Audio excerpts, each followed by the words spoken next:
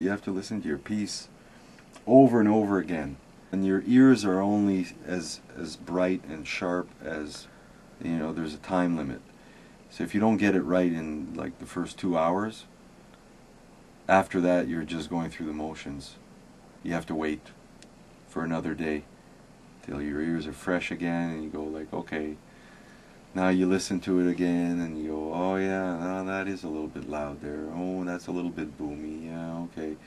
Then you pull it back and you listen to it on different systems, with headphones or with a ghetto blaster or a home stereo, whatever, and you hear all kinds of different things every time you listen to it. And then you just go back and you take notes and you say, okay, I got to pull this down, got to push this up and fix it, automate it, burn it.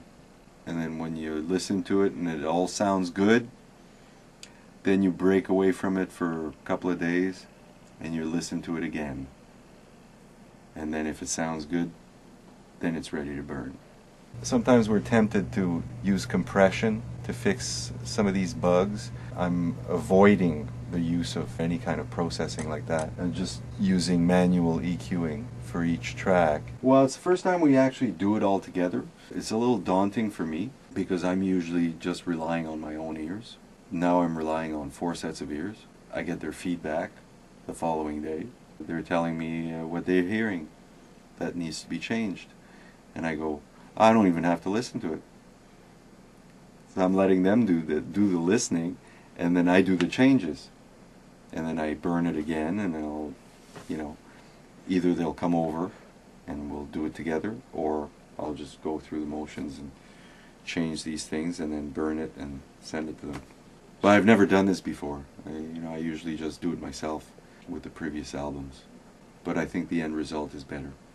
And everybody will be pleased, which is, also different.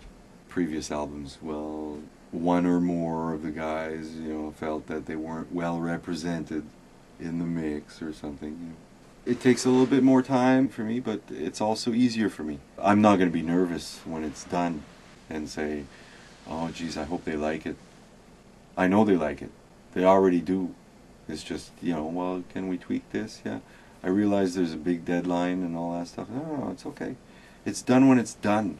We're taking a step backwards, and I think that's a good thing because it makes us listen more attentively to the music and the amount of air that's consumed or used by that music. So we have a tendency to pull back now with this project, is to pull back instruments instead of just trying to fill out all the space. Everybody that records their own music is a producer now. You've taken a middle person out of the equation so that what you hand out in the end is a finished product virtually.